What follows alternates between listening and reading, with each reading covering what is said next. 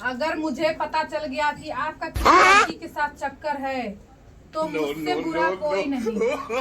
अरे पगली तू टेंशन मत ले, मैं पता चलने दूंगा ना।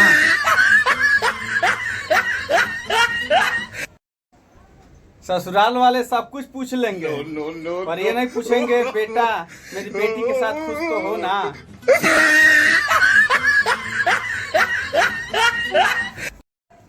हेलो का जी कैसे बतियाओ तनी? हमारे को लड़का दोस्त बा वैसे बतियाओ तनी।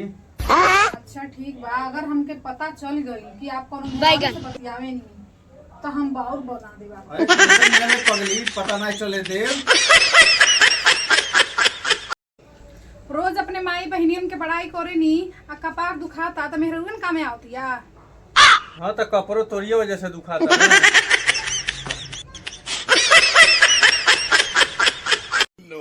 कुछ लड़की हंसत खेलल लड़कन के भैया बोल के जिंदा लाश बना देते।